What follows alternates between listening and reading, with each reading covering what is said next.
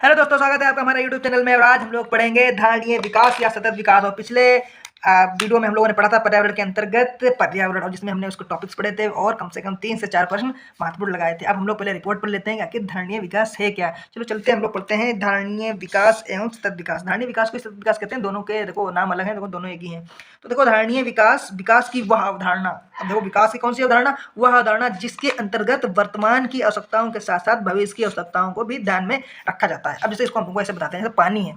अब पानी आप पहले क्या करते थे, एक लोटा पानी, मतलब लोग एक बाल्टी पानी से नहा लेते थे कुएं के पानी से निकाल के। अब जब से समर सेवल लग गया है ना भाई, तो लोग चला देते हैं नल, फव्वारे के नीचे खड़े हो जाते हैं, खूब दबा के पानी खर्च करके नहाते हैं। ठीक, क्यों? क्योंकि पानी भैया मशीन से मिल रहा है। पहले क्या करता है, आदमी को 2 किलोमीटर दूर जाके घड़े में पानी लेके आना पड़ता था, तो पानी की वैल्यू आदमी समझता था। लेकिन आपने देखा होगा जब से ये समर सेवल आ गए हैं तब से क्या हो गया, पानी बहुत तेजी से बर्बाद हो रहा है। और आप खुद यदि आसपास देखिए, क्या कहीं आपको कुएं में पानी मिलता है आज? क्या जो जो नल लगे हुए हैं क्या उनमें पानी आ रहा है? तो नहीं आ रहा है। क्या वाटर स्तर लेवल गिरते हुए जा रहा है। और ऐसा मात्र 10 से 15 सालों में हुआ है। और आगे के 10-15 सालों में जब तक इंसान को पानी की, मतलब पानी जब तक रहेगा ना, तब तक उसको वैल्यू नहीं पता चलेगी, तब तक वो नहीं समझेगा। ठीक है, खासतौर बिना पढ़े लिखे लोग ऐसा ज़्यादा करते हैं। तो दोस्तों, तो ये सतत विकास या धारणीय विकास की अवधारणा यही है कि हम जो अभी संसाधन मौजूद हैं उनको इस तरीके से खर्च करें कि आने वाली पीढ़ी के लिए बचे रहें। क्या है?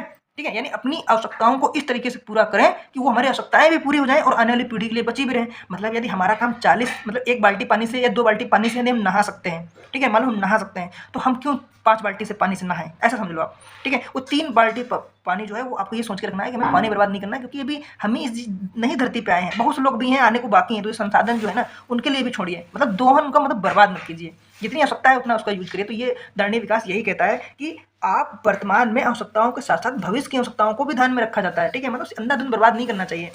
तो ये धारणीय विकास प्राकृतिक संसाधनों के उपयोग के संदर्भ में अंतर्गत पीढ़ीगत संवेदनशीलता है। यानी इसमें मतलब आपको उपलब्ध संसाधनों का इस तरीके से दोहन करना है कि आने वाली पीढ़ी को भी आपको ध्यान रखना है, उसके प्रति आपको संवेदनशील रहना है। यानी जहाँ पर आने वाली पीढ़ी की बात की जाए तो वो क्या है, सतत पोषणीय विकास है। ठीक है, तो धारणीय विकास का मुख्य उद्देश्य पृथ्वी के प्राकृतिक संसाधनों का न्याय संगत उपयोग, संरक्षण। यानी अब बताओ क्या है, न्याय संगत नहीं है भाई। पानी का उपयोग अंधाधुंध समरसेबल चला के आप जाके रोड पे पानी डालने लगते हैं धूल उड़वाने के चक्कर में।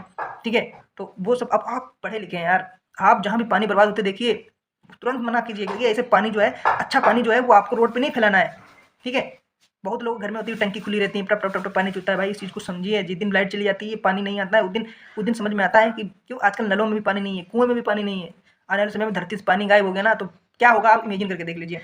ठीक है, तो न्याय संगत उपयोग। अब सोचिए आपको बढ़िया पानी पी रहे हैं, अपने बच्चों को ये बताएं कि अरे हम तो ताल में नहाते थे। अब कहीं ताल वाले बच्चे बताओ, अच्छा तुम बताओ, तुम्हारे गांव में रहते होगे तुम, क्या तुम्हारे गांव में ताल है? नहीं ताल है, सब ताल खत्म हो गए। नहीं तो लोग कुएं में पानी पीते थे, ताल में पानी पीते थे। अब आर्टिफिशियल नहरों में पानी आ रहा है, वो भी नदियों का। नदियाँ कितनी दूषित हो चुकी हैं। ये 2024 है भाई, सोचो 3024 में क्या होगा। यदि हम लोग ऐसे बुद्धू बने रहेंगे, पढ़े लिखे गंवार बने रहेंगे, तो प्राकृतिक संसाधन सब बेकार हो जाएंगे। ठीक है, तो इस चीज़ को आपको ध्यान रखना है। मैं थोड़ा ज़्यादा पर्यावरणवादी हूँ, तो मैं आपको बताता हूँ, मैं हर जगह पानी बचाता हूँ। ठीक है, आगे बढ़ते हैं कि इस शब्द की व्याख्या 1987 के world commission on environment development VCED। अब देखो, यदि आप बड़े लेवल पे ISPC की तैयारी कर रहे हैं तो आप इस कथन को पक्का से दिमाग में बैठा लीजिए और आप ये जानने की कोशिश करिए कि ये VCED क्या है। आप अब क्या जानेंगे, अब भूलो, अब तुमको दूसरा पॉइंट जो इंपॉर्टेंट याद रखना है। ठीक है, ये VCED क्या है, अब तो ये ध्यान रखो, world commission on environment development. ठीक है, ये रिपोर्ट आपको ध्यान रखनी है। ये कब आई? 1987 में आई, जिसके अंतर्गत पहली बार धारणीय विकास से सतत पोषणीय विकास के बारे में चर्चा की गई, यानी शब्द आया। और इस रिपोर्ट को क्या है, क्या नाम दिया गया? अवर कॉमन फ्यूचर। इसकी रिपोर्ट क्या थी? अवर, इसका नेम क्या था? तो ये तो संस्था थी, world commission on environment and development VCD 1987। तो जो इसकी रिपोर्ट थी अवर कॉमन फ्यूचर, और वर्ष वर्ष 1992 में आयोजित एक पृथ्वी सम्मेलन, रियो डी जेनेरियो, आप लोग जानते हैं ना, रियो घोषणा, ठीक है, एजेंडा 21 के प्रति पूर्ण समर्थन व्यक्त किया गया। ठीक है, नहीं 1987 में आई और रियो जेनेरियो में इसको समर्थन मिल गया। ठीक है, और 2002 में जोहान्सबर्ग में आयोजित सम्मेलन का मुद्दा क्या था? सतत विकास। अब ऐसे समझ लीजिए, मैं आपको देखो बहुत अच्छे से समझाता हूँ। तो देखिए, ये वर्ष है 1987। ठीक, एक संस्था है world commission on environment and development, यानी WVCD। इसने क्या किया, एक रिपोर्ट जारी की जिसको उसने क्या कहा, आवर कॉमन फ्यूचर। और उसमें उसने क्या कर दिया, सतत पोषणीय विकास पे उसने चर्चा की, यह शब्द लेकर आई, लोगों के संज्ञान में आया कि सतत पोषणीय विकास भी हो सकता है क्या। ठीक है, तो और फिर क्या हुआ, रियो डी जेनेरियो में पृथ्वी सम्मेलन घोषित हुआ, उसमें एजेंडा 21 के तहत इसको पूर्ण समर्थन मिल गया कि अरे भैया बहुत बढ़िया बात बता दी तुमने, ये ऐसे ही विकास करना चाहिए। और फिर क्या किया, उन लोगों ने इस बैठक में घोषणा की कि 2002 में जो जोहान्सबर्ग में सम्मेलन होगा उसका मुख्य मुद्दा हम क्या रखेंगे, सतत पोषणीय विकास ही रखेंगे। ठीक है, समझ में आया आपको? 1987 में रिपोर्ट आई, इसको समर्थन मिला 1992 में, और 2002 पे इस पे ही चर्चा के लिए एक सम्मेलन कर दिया गया। ठीक है, अब हम लोग आगे बढ़ते हैं। आपको याद हो गया होगा, सीक्वेंस लगाने को आ जाएगा तो आप लोग लगा लेंगे ना। अरे यार, हम पढ़ा रहे हैं तुमको, याद हो जाएगा आपको। आप हम फालतू का नहीं पढ़ाते हैं, याद कराते हैं तुरंत ही। तो देखो, world commission on environment development 1987 में प्रकाशित रिपोर्ट अवर कॉमन फ्यूचर, जिससे ब्रटलैंड रिपोर्ट के नाम से आता है। अब देखो, इसका दूसरा नाम याद है क्या? ये रिपोर्ट क्या थी? ब्रटलैंड रिपोर्ट। कब आई भैया बताओ? 1987 में आई। ठीक है, और कौन लेके आया? WCED यानी world commission on environment development. याद हो गया? आए जाए पेपर में, देखें नहीं हम नहीं कर पाएंगे। ठीक है, इसके अनुसार सतत से अभिप्राय। अब देखो, इन्होंने पहले रिपोर्ट में बताया भाई इन्होंने क्या किया वहाँ पर, लोगों के संज्ञान में लेके आया। तो उन्होंने उसमें क्या सतत है क्या, उन्होंने क्या बताया? जो भावी पीढ़ी की जरूरत पूरी करने की योग्यता को प्रभावित किए बिना वर्तमान की आवश्यकता पूरी करे। यानी वर्तमान में जितनी आवश्यकता है पूरी कर लो, लेकिन भविष्य की भी पीढ़ी की आवश्यकता को पूरा कर जा सके। तो इनकी परिभाषा दर किया कि सतत पोषणीय विकास से हमें अभिप्राय है कि ऐसा विकास जो भावी पीढ़ी की जरूरतों को पूरे करने की योग्यता को प्रभावित ना करे, यानी बिना प्रभावित किए, और वर्तमान की आवश्यकता को पूरी कर दे। यही क्या है? सतत पोषणीय विकास। ठीक है, ये रिपोर्ट ने कहा। इसका तात्पर्य है कि मानव समाज का सतत भविष्य तभी सुनिश्चित हो सकता है जबकि आर्थिक गतिविधियों और मानव कल्याण के समर्थन हेतु जैव, भौतिक और सामाजिक पारिस्थितिकीय परिस्थितियां, आगे हम लोग देते हैं,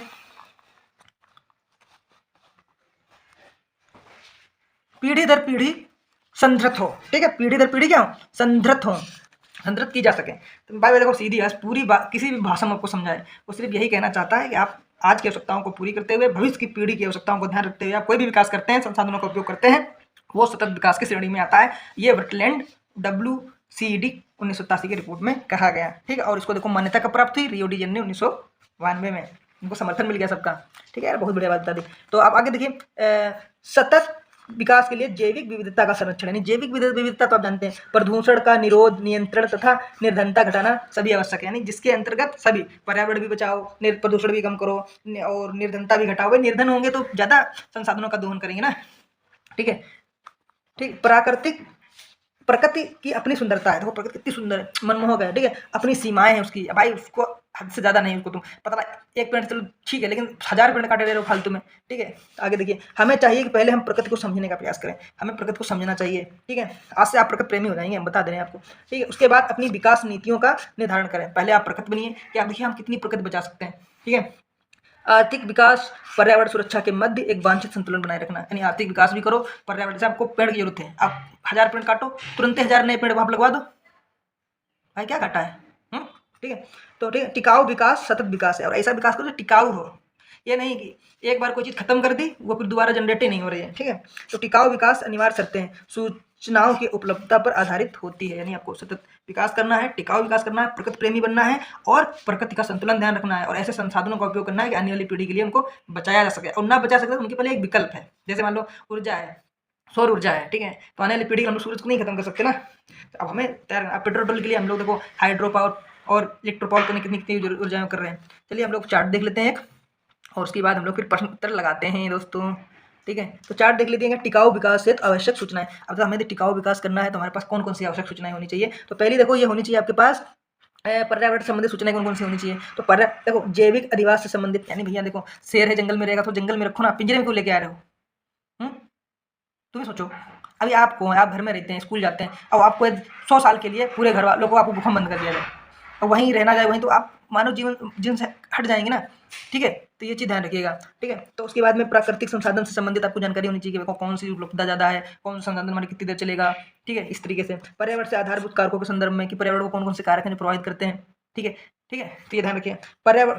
पर्यावरण की वर्तमान स्थिति क्या है, आगे की स्थिति क्या होगी, तो ये आपको पर्यावरण संबंधित सूचनाएं होनी चाहिए। किसके लिए? टिकाऊ विकास के लिए। ठीक है, और ये आपके प्रश्न में पूछा जा सकता है एक क्वेश्चन देकर। ठीक है, कि कौन कौन सी सूचनाएं होनी चाहिए। अब देखो, मनुष्य उसके क्रियाकलापों के संबंधित सूचनाएं क्या होनी चाहिए? जनसंख्या। अब जनसंख्या भाई, घर में 2 लोग हैं 2 रोटियां बनाओगे, और घर में 20 लोग हैं तो कितनी रोटियां बनानी पड़ेंगी? 40 रोटियां बनानी पड़ेंगी भाई। तो वही है जनसंख्या वृद्धि, इतनी करिए भाई, जब जगह चाहिए होगी ना ज़्यादा। ठीक है, जनसंख्या का आकार देखना चाहिए। ये तो ये भी नहीं कि पता चला महिलाएं होती जा रही हैं, पुरुष कम ही होते जा रहे हैं, तो भाई ये भी सम्मिलित होना चाहिए। विभिन्न संसाधन उपलब्ध, खाद्य उपलब्धता, भाई ये भी देख लो कि अब पता चला खाने को 2 लोग कमा नहीं पा रहे हैं, बच्चे 11 पैदा करे बैठे हैं। ठीक है, तो गरीबी आएगी, निरंतर आएगी, दोहन होगा, ज़्यादा चीज़ें खर्च होगी। ठीक है, यानी 2 से काम चल सकता है तो फिर क्यों 20 बच्चे पैदा करें? ठीक है, गैर अनिवार्य संरचनात्मक सुविधाएं, तो ठीक है, अब पता चला कि एक आदमी रहने के लिए 2 कमरे हैं, लेकिन वो पता लगा 4 प्लाट खरीद के चारों जगह घर बनवा बैठा, ठीक है। तो ये सब चीज़ें हैं कि जितना औसत जीवन स्तर प्रति व्यक्ति आए, ठीक है, औसत जीवन स्तर होना चाहिए प्रति व्यक्ति आए। पता चला आदमी की जरूरत है 25,000 की, कमा रहा 25 खरब रुपये, तो क्या ऐसे रुपये का फायदा है, आप हमारे खान खदाने खोदे डाल रहे हैं, पूरा पृथ्वी नष्ट करे डाल रहे हैं, ठीक है। तो ये मनुष्य संबंधी क्रियाएं ध्यान रखिएगा। टिकाऊ विकास होती है, आवश्यक सूचनाएं होती हैं। अब उल्लेखनीय है ये सूचनाएं सुदूर संवेदन तकनीक और सांख्यिकी विधि और भौगोलिक सूचना तंत्र, पर्यावरण सूचना तंत्र इत्यादि तरीकों से प्राप्त की जा सकती हैं, ठीक है। तो ये तंत्र याद रखिएगा, सुदूर संवेदन तकनीक, ये पर्यावरण में बहुत शब्द उपयोग होता है, सुदूर संवेदन, सांख्यिकी विधि, भौगोलिक सूचना, पर्यावरण सूचना तंत्र तरीकों से प्राप्त। इन सूचनाओं के आधार पर अनुकूलन स्तर पर निर्धारण किया जाता है और फिर विकास की क्रियाओं की रूपरेखा तैयार की जा सकती है, ठीक है। अब हम लोग इससे संबंधित कुछ प्रश्न लगा लेते हैं, लगाएं आप लोग पढ़ेंगे कि अगले वीडियो में, चलो इसी में पढ़ाते हैं हम आपको वीडियो प्रश्न, ठीक है। देखो पर्यावरण संबंधित कैसे प्रश्न बनते हैं, ये रहा पहला प्रश्न, ठीक है। तो हम लोग पहले देख लेते हैं कि नीचे दिए गए कथन ए को कारण, दूसरे को कारण कहा गया। अब देखो कथन क्या है, पहला, सतत विकास मानव समाज के लिए कल्याण हेतु महत्वपूर्ण है, ठीक है। सतत विकास से अभिप्राय ऐसे विकास से जो भावी पीढ़ियों की जरूरतों को पूरा करने के लिए योग्यता को प्रभावित किए बिना वर्तमान की आवश्यकता को पूरी करे। अब देखो यहाँ आप देखो, तुम्हें आपको मेन पढ़ना है कि नीचे दिए कथनों में सही उत्तर चुनिए, ठीक है। ए तथा आर दोनों सही हैं, ए आर कथन एक ही सही व्याख्या करता है, ए आर दोनों सही है परंतु आर कथन एक ही सही व्याख्या नहीं करता है, ए सही है परंतु आर गलत है, ए गलत है परंतु आर। अब आपने नहीं पढ़ रखा होगा तो भैया क्या करेंगे, अरे भैया कूट आ गया, पेपर कठिन आ गया, अरे अब तो पेपर वन लाइनर नहीं पूछा जाता है, तो बहुत से लोग तो तैयारी करना छोड़ देते हैं। तो भैया तैयारी करना छोड़ना नहीं है, बस पढ़ना का तरीका बदलना है, सब वही है, ठीक है। अब देखो इसका सही उत्तर है क्या, ए, यानी दोनों सही हैं और ये जो है भैया व्याख्या भी करता है। चलिए हम लोग इसकी डिटेल पढ़ लेते हैं। तो आप लोग देख लीजिए, world commission on environment development, अभी आपको बताया था 1987 WECD द्वारा वर्ष 1987 में प्रकाशित अवर कॉमन फ्यूचर रिपोर्ट, जिसको वेटलैंड रिपोर्ट के नाम से भी जाना जाता है। तो ठीक, अभी मैंने आपको पहले बताया था टॉपिक में, ये तो आपको याद ही हो गया होगा, ठीक। 1987 की अवर कॉमन फ्यूचर और वेटलैंड रिपोर्ट, आपको जो पीसीएस में क्वेश्चन आ जाएगा, वेटलैंड रिपोर्ट दे देगा, एक तरफ ये सन दे देगा और आपको मिलान करने के लिए आ जाएगा, ठीक है। तो इस तरीके से प्रश्न आते हैं कि अनुसार सतत विकास से अभिप्राय है जो भावी पीढ़ियों की जरूरतों की पूरी योग्यता को प्रभावित किए बिना वर्तमान की आवश्यकताओं को पूरी करे। इसका तात्पर्य है कि मानव समाज सतत भविष्य में तभी सुनिश्चित हो सकता है जबकि आर्थिक गतिविधियों और मानव कल्याण के समर्थन हेतु आवश्यक जैविक, भौतिक, सामाजिक, प्राकृतिक परिस्थितियां पीढ़ी दर पीढ़ी पोषित तथा संदर्भित की जा सकें। इस प्रकार प्रश्नगत कथन कारण दोनों सही है तथा सही व्याख्या करता है, ठीक है। सीधी है कि आपको विकास ऐसा करना है, सीधे तो मैं अपनी भाषा में बताऊं कि आपको विकास ऐसा करना है कि पीढ़ी, आने वाली पीढ़ी की आवश्यकता प्रभावित ना हो। पता चलो आने वाली पीढ़ी जानती ही ना हो कि भैया पेड़ क्या होता है, आने वाली पीढ़ी जानती ना हो कि पेट्रोल क्या होता है, ठीक है। तो आगे हम लोग दूसरा प्रश्न देखते हैं, बहुत चर्चा कर ली है और भाई देखो बच्चे की तरह आपको समझा रहा हूँ, मुझे लगता है आपको समझ में आ गया है, ठीक है। अब हम लोग देखो प्रश्न लगता है कैसे कैसे प्रश्न आते हैं कि वर्ष 1987 में संयुक्त राष्ट्र में पर्यावरण संबंधित प्रतिवेदन की प्रस्तुति उपरांत धारणीय विकासनीय सस्टेनेबल डेवलपमेंट की चर्चा आरंभ हुई। यह प्रतिवेदन जलवायु परिवर्तन पर पहला प्रतिवेदन, अवर कॉमन फ्यूचर जलवायु परिवर्तन का दूसरा प्रतिवेदन, पांचवा। तो इसकी सही उत्तर क्या है, अवर कॉमन फ्यूचर। देखो आया यह प्रश्न पीसीएस में 2020 में पढ़ा होगा, इसने निकल लिया होगा, ठीक है। आप भी पढ़ोगे, अभी नहीं अगले पर कभी भी आएगा, कर लेंगे, ठीक है। आगे हम लोग देख लेते हैं, आगे हम लोग क्या देखते हैं, ये प्रश्न देखते हैं। निम्नलिखित में घटनाओं को काल्पनिक क्रम में व्यवस्थित कीजिए। अब देखो आ जाता है काल्पनिक क्रम में, ठीक है, अब आ जाता है। तो अब हम लोग देख लेते हैं कि पहला है पृथ्वी रियो शिखर सम्मेलन, ब्रटलैंड आयोग रिपोर्ट का प्रकाशन, मॉन्ट्रियल प्रोटोकॉल का प्रवर्तन और the limit to the growth report का प्रकाशन। तो ठीक है, अब हम लोग ये देख लेते हैं कि देखिए इसका सही उत्तर जो होगा वो बी होगा। तो बी कैसे, सॉरी ये बी इसका उत्तर सही होगा। तो हम लोग अब देख लेते हैं कि क्या इसका उत्तर सही होना चाहिए। तो पहले नंबर पे है क्या है आपका, ये the limit to the growth report का प्रकाशन, तो ये पहले नंबर पे है, ठीक है। अब ये कब आई, 1972 में आई, क्या भाई 1972 में। अब हम लोग देख लेते हैं ब्रटलैंड, ये कब आई, ब्रटलैंड ये आई 1987 में, ठीक है, ध्यान रखिए। और ठीक, रियो डी जेनेरो तो सबको पता है 1992 में आया, ठीक है, ब्राजील में। और ये बचा आपका, ये आपका आया 89 में, 189 में, ठीक है। तो इसके हिसाब से सीक्वेंस कौन सा हो गया, ये हो गया, ठीक है। तो ये आपका हो जाएगा पहला, ठीक है, फिर ये हो जाएगा आपका दूसरा, ठीक है, फिर ये हो जाएगा आपका तीसरा और ये हो जाएगा आपका चौथा, ठीक है। समझ में आ गया। अब हम लोग जल्दी जल्दी पढ़ लेते हैं इनके बारे में यहाँ पे, ठीक है। तो the limit growth to the report प्रकाशन 1972 में आई, ठीक है। ब्रटलैंड आयोग का प्रकाशन 1987 में हम लोग पढ़ चुके हैं। अवर कॉमन फ्यूचर, मॉन्ट्रियल प्रोटोकॉल 1989 और रियो डी जेनेरो 1900। तो दो हमें याद है तो दो हम ऑटोमेटिक कर लेंगे, ठीक है। अब हम लोग एक प्रश्न और देख लेते हैं, ठीक है, देखें। तो हम लोग हमारा अब जो प्रश्न है चौथा प्रश्न, और चौथे प्रश्न में हम लोग पढ़ेंगे कि धारणीय विकास इसके महत्वपूर्ण संदर्भ में अंतर पीढ़ीगत संवेदनशीलता का विषय है। तो विषय क्या है, तो विषय इसका है प्राकृतिक संसाधन। प्राकृतिक संसाधनों को ध्यान में रखना है, भौतिक संसाधनों को नहीं। भाई भौतिक संसाधन तो आपने बना रखे हैं भैया, ठीक है। वायु पीढ़ी जल तो कभी नहीं होने वाली, प्राकृतिक संसाधन, ठीक है। ये पंखा उनका ये सब आप बना लेंगे, औद्योगिक संसाधन नहीं। तो सही इसका उत्तर क्या है, प्राकृतिक संसाधन को ध्यान में। और ये 2012 पीसीएस प्री में पूछा गया है। तो इसको देखो उत्तर हम लोग देखते हैं कि धारणीय विकास की वह अवधारणा जिसके अंतर्गत वर्तमान की आवश्यकताओं के साथ साथ भविष्य की आवश्यकताओं को भी ध्यान में रखा जाता है। यानी वर्तमान में भी अपना विकास करो, भविष्य को भी ध्यान रखो कि उनको भी विकास चाहिए, वो भी आके पता लगे वो आएंगे, उनके लिए संसाधन ही ना बचे, ठीक है। तो धारणीय विकास प्राकृतिक संसाधनों के संदर्भ में अंतर्गत पीढ़ीगत संवेदनशीलता का विषय, यानी पीढ़ीगत संवेदनशीलता का विषय है। तो ये आपके लिए पूछा गया है, तो कहाँ से क्वेश्चन बना देता है, ठीक है। ठीक है, आगे हम लोग पढ़ लेते हैं धारणीय विकास। तो धारणीय विकास का मुख्य उद्देश्य पृथ्वी के प्राकृतिक संसाधनों का न्याय संगत उपयोग और संरक्षण उचित प्रबंधन। तो क्या है, न्याय संगत उपयोग, संरक्षण तथा उचित प्रबंधन, 3 चीजें ध्यान रखने का। अब हम लोग 5वां प्रश्न पढ़ लेते हैं और अंतिम प्रश्न, और इसके बाद में हम लोग क्या करेंगे, अगला टॉपिक पढ़ेंगे, ठीक है। तो पहला, सतत विकास के लिए आवश्यक क्या है, तो आवश्यक क्या है, तो इसका देखो, जैविक विविधता का संरक्षण करो, प्रदूषण का विरोध करो या निरोध करो, ठीक है, नियंत्रण करो, ठीक है, निर्धनता को घटाओ, उपयुक्त सभी, ठीक है, जो भी हमने आपको बताए थे मानव और प्राकृतिक जो सूचनाएं आपके पास होनी चाहिए, ठीक है। तो धारणीय विकास जैविक विविधता का संरक्षण, प्रदूषण का नियंत्रण, निर्धनता को सभी घटाना आवश्यक है। आर्थिक विकास सुरक्षा, पर्यावरण सुरक्षा के मध्य वांछित संतुलन बनाया ही टिकाऊ विकास सतत विकास है, यानी वांछित, ठीक है। वांछित मतलब जो जरूरत है यार, जरूरत से ज्यादा नहीं। भूमंडलीय दृष्टिकोण बना हुआ है, टिकाऊ विकास की जो अनिवार्य शर्तें हैं, वो शर्तें नहीं आपको पढ़ाई थी, प्राकृतिक वाली और मनुष्य वाली, ठीक है। ध्यान रखिएगा, वीडियो बहुत अच्छे देखना, वह सूचनाएं उपलब्ध है। और अगला चैप्टर हम लोग दोस्तों पढ़ेंगे प्राकृतिक कार्बन चक्र और जलकर चक्र और टॉपिक में पढ़ेंगे। फिर उसके बाद में हम क्या करेंगे, प्रश्न लगाएंगे, और इसी तरीके से आपको मैं पूरी पर्यावरण पढ़ा दूंगा, हर एक टॉपिक। आप जब भैया पेपर देने जाएंगे तो पर्यावरण से संबंधित आप क्वेश्चन मिनटों में उड़ाएंगे, मैं आपको पहले बता दे रहा हूँ। और मेंस में भी लिखने का आ जाएगा, तो भैया लिख लेंगे आप, हमारी हम देख रहे हैं ना हम कैसे पढ़ा रहे हैं। तो फिर इस चीज़ को ध्यान रखिए, वीडियो लगे तो आप शेयर करो या ना करो, कमेंट करो या ना करो, लाइक करो या ना करो, चैनल जरूर सब्सक्राइब कर लो, ठीक। बहुत सी चीज़ें हम पढ़ने वाले हैं, ठीक है। तब तक के लिए दोस्तों बाय बाय, टेक केयर।